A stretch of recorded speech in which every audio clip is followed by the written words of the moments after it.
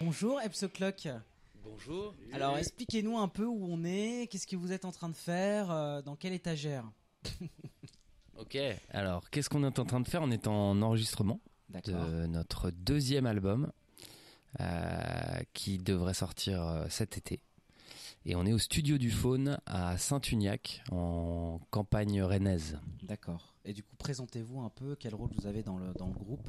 Alors j'ai l'impression que vous êtes beaucoup dans ce groupe. C'est un groupe à combien de musiciens vous êtes? On est 7 musiciens sur scène. D'accord. Avec un technicien son qui nous suit. Et moi c'est Hugues, je suis au chant et au sax. Voilà. Là on a Adrien du coup qui s'occupe d'enregistrer entre autres l'album. D'accord. Et qui les accompagne aussi un peu plus largement sur d'autres choses. Voilà. Et moi c'est Johan, je suis au chant et partie admin, booking, etc. du groupe. D'accord. Alors moi la première question que j'avais envie de vous poser, c'est pourquoi faire un deuxième album? C'est quoi l'intérêt en fait de toujours devoir refaire un album? Est-ce que c'est une ambition qui est artistique ou il y a quelque chose derrière aussi on va dire de pouvoir continuer à vendre son show? Parce qu'il faut dire que voilà, un album, un groupe de musique, c'est pas juste de l'art. Il y a aussi des personnes qui ont besoin de gagner de l'argent par le système de l'intermittence. Du coup, je trouve ça important de savoir quelle est l'importance de devoir souvent renouveler en fait ces projets artistiques. L'importance, l'idée de faire cet album, je dirais simplement de concrétiser notre travail de création, et puis aussi dans la dimension l'univers du groupe, d'ouvrir un nouveau chapitre, de proposer autre chose. Et nous on travaille beaucoup comme la plupart des groupes, mais un album, un spectacle, donc il y a aussi une création scénique qui va avec. Et après pour on va dire l'objet plus matériel, c'est vrai que le merchandising est quelque chose qui est, en tout cas à notre échelle de groupe autoproduit, est une part importante de nos finances. Donc c'est vrai que c'est des questions qui reviennent souvent, surtout en ce moment avec le marché du disque, de faire un album, quel format, un EP ou du live, etc. Et nous on reste un groupe vraiment de live, on tourne principalement sur la belle période printemps-été. Okay. Et donc c'est là où effectivement on fait le gros de nos ventes de CD, quoi. Donc c'est à dire que les albums, ça se vend encore. C'est à dire que il y a encore des personnes qui achètent un album et l'écoutent chez eux, alors qu'on a encore du numérique et maintenant on achète un compte Spotify et on a accès à une bibliothèque infinie d'albums. Ça marche encore? Ça marche encore. Des albums, Oui, je pense que les gens aussi ont envie de souvent soutenir les groupes. Okay. Donc après un spectacle, ils ont envie aussi de retrouver un peu ce qu'ils ont vu sur scène, de pouvoir le retrouver chez eux. Et d'où l'intérêt d'avoir un support audio autre que un titre qui se retrouve dans une playlist. D'autant plus que nous on essaie de proposer un univers complet, que ce soit visuel ou sonore, et d'avoir un album avec des titres qui s'enchaînent, qui sont pensés pour s'enchaîner. C'est quelque chose d'important déjà à nos yeux, et je pense que les gens aiment retrouver ça aussi. Ok, d'accord.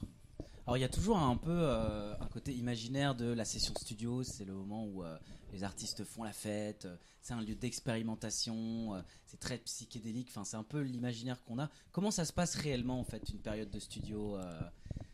Du coup ça fait combien de temps aussi que vous êtes en studio là, à partir d'aujourd'hui? Là du coup on a commencé en début de semaine, du coup lundi. Du coup là ça va se découper en 2 semaines. Une semaine plutôt orientée sur les rythmiques avec guitare, batterie, basse, et après la deuxième semaine pour les cuivres, et après on aura dans un dernier temps toutes les prises voix. Et après en studio, je pense que maintenant il y a un peu moins ce délire de faire la fête et tout ça, parce qu'il y a une réalité aussi budgétaire. Il y avait peut-être moins avant, il y avait plus d'argent je pense dans le domaine de l'enregistrement. Maintenant avec les groupes autoproduits c'est plus complexe, les budgets c'est quelque chose, c'est un peu le nerf de la guerre. Du coup je pense que maintenant on va plutôt à l'efficace et faire en sorte que tout se passe bien, et que plutôt. Donc il n'y a quelque pas chose de comme ça. période de jam, il n'y a pas de on va prendre le temps de créer un Non, album en moins. studio, c'est un peu le truc qu'on voit souvent, on se dit Ouais, bah c'est-à-dire que l'album il est déjà en tête, Ouais. vous l'avez déjà en fait écrit, il est déjà composé et en fait quand vous arrivez en studio, c'est juste on fait en sorte d'avoir une bonne qualité et puis on en ressort le plus professionnel, mais il n'y a pas de touche, on va dire, d'inventivité, il n'y a pas de créativité réellement pendant la période de studio, quoi. Non, alors la base de l'album, ça fait là pour le coup sur ce deuxième album, ça fait 2 ans et demi, je dirais même, parce qu'on a commencé le Covid à peu près la seule chose où le Covid a fait du bien, c'est que tout s'est arrêté, donc on a eu beaucoup de temps pour créer. Donc on a commencé la compo, les écritures à ce moment-là, et ça fait, alors comme on tourne, on fait pas de pause de tournée en fait. On travaille dessus du coup depuis 2 ans et demi. On fait ce qu'on appelle des pré-prod. On pré-enregistre en fait l'album pour avoir des bases de travail, des morceaux de travail quoi. Pour avoir un recul dessus et puis aller plus dans le peaufinage, etc. en studio. Après, il y a une petite part, je dirais, créative au studio où on se laisse, c'est du one shot, un peu pas de l'impro bien sûr, mais où on peut trouver des choses en fait.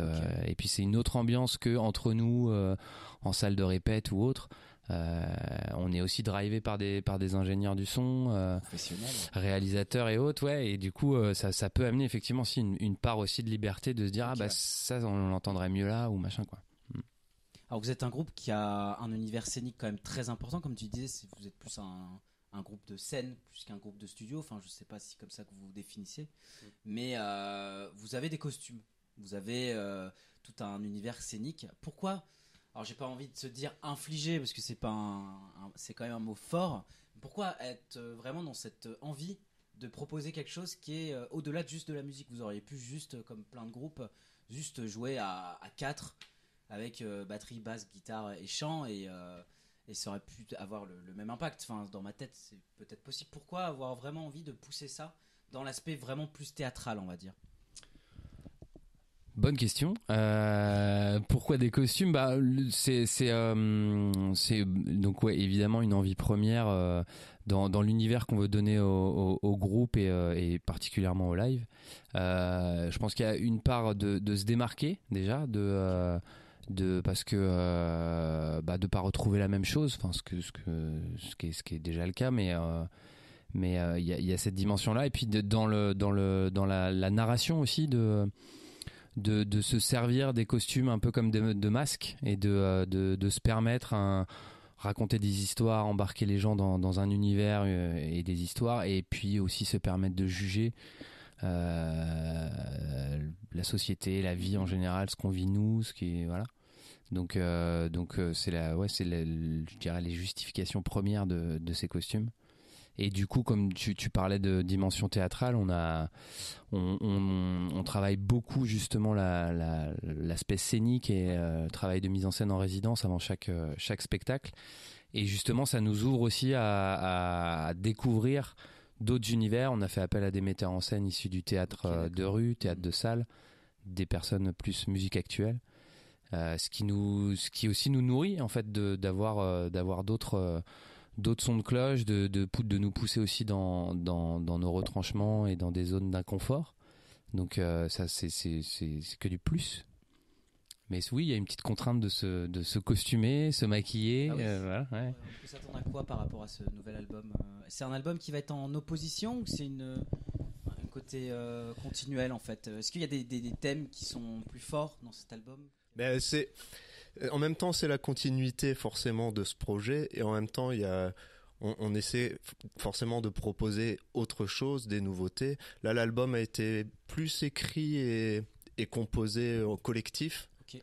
Ce qui fait qu'on a eu une nouvelle équipe qui est arrivée depuis 1 an et demi. On a des nouvelles têtes, donc des nouvelles énergies, des nouvelles envies, et l'envie de mélanger tout ça a fait que on va pouvoir proposer des choses qui sortent un petit peu de l'autre album et d'essayer d'aller toujours un petit peu plus loin dans la proposition. En fait, je voulais poser cette question pour pouvoir rebondir sur un truc que vous avez dit, un mot pour moi qui est très important et qui définit beaucoup aussi Hype the Clock, c'est le côté autoprod.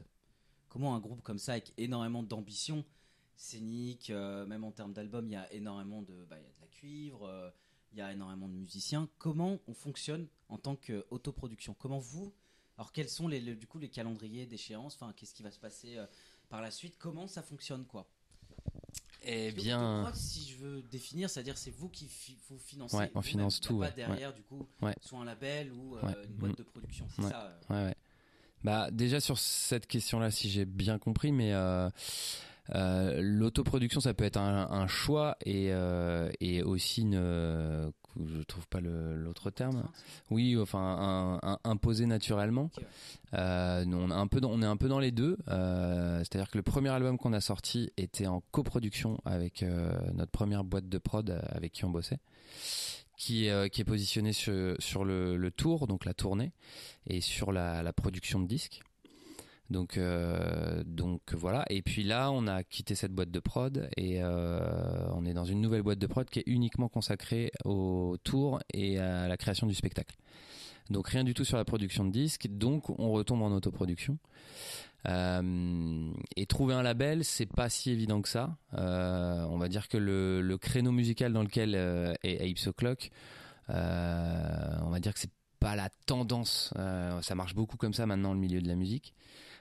Les tendances qui marchent, qui passent en radio, etc., qui remplissent les salles, etc. Donc voilà, il y a rien de péjoratif là-dedans, hein, mais c'est juste que l'industrie musicale fait que les labels sont de plus en plus fragiles et qu'on mise pas comme avant, comme disait Adrian, sur aussi facilement sur des projets. Et après, dans l'agenda et la faisabilité de la chose, c'est un chouette équilibre à monter de budget, d'organisation, encore plus à 7 musiciens, mais en dehors de l'aspect tournée qui est évidemment à prendre en compte puisque c'est une partie de nos finances, la vente de spectacles et donc le merchandising. On finance ça donc on finance tout maison. Et avec l'aide, on va lancer justement un Ulule, un financement participatif où on va demander au public, à nos fans de nous aider là-dessus. Et puis c'est du budget prévisionnel, d'équilibre entre l'argent qu'on peut arriver à mettre de côté sur la future tournée et puis le financement participatif, un prévisionnel aussi des ventes futures. Donc voilà, mais c'est comparé à de la coproduction, on est obligé forcément de baisser la voilure, de pas être sur des budgets plus importants comme on l'a été sur le premier album. Et on va finir cette petite interview par l'instant promo. Voilà, c'est pour savoir Alors, est-ce que cet album-là, on sait déjà quand il va sortir? Parce que alors on espère. On va se ruer sur les bacs. On s'est fixé le mois de juin, donc on espère l'avoir en juin. Si tout se passe bien, normalement ça devrait le faire. Et une tournée aussi du coup cet été? Ouais, grosse tournée. Donc ça c'est déjà bouclé, donc c'est-à-dire que l'album. C'est en cours, ouais. Il n'y a pas eu besoin de l'album pour pouvoir défendre le show. Non, et puis on s'est aussi servi des morceaux enregistrés en pré-production pour démarcher et donner un peu de matière pour les programmateurs. Et oui, grosse tournée aux alentours d'une 40aine de dates. Il y a quelques belles dates, notamment le festival Bobital où on jouera le dimanche. Trop bien. Donc on est très content. C'est un festival, c'est un festival ami puisqu'on avait gagné le tremplin en 2016, on avait ouvert donc l'édition 2016 et puis ça s'est fait un peu naturellement de sortie de nouvel album, c'est reparti, on revient. Donc on est très content. Et puis pas mal de dates un peu partout en France parce qu'on tourne vraiment au national. Cette année, il y a pas mal de dates en Gironde, près de Bordeaux et puis il y a encore des dates en attente mais puis pas mal de dates en Bretagne aussi donc ouais. Donc on risque de vous voir. Ouais. Carrément, avec un nouveau spectacle. Sur Rennes, il y a des dates sur Rennes Rennes même non, mais c'est pareil, je peux pas encore trop me prononcer, mais il y a des dates en périphérie rennaise qui vont tomber. Je vous remercie. Est-ce que vous avez un dernier petit mot pour le petit Rennais? Ça c'est notre phrase un peu leitmotiv. Si vous avez quelque chose à dire, une chose à Merci le petit René. C'est quoi le petit Mais t'es pas sympa, c'est nous.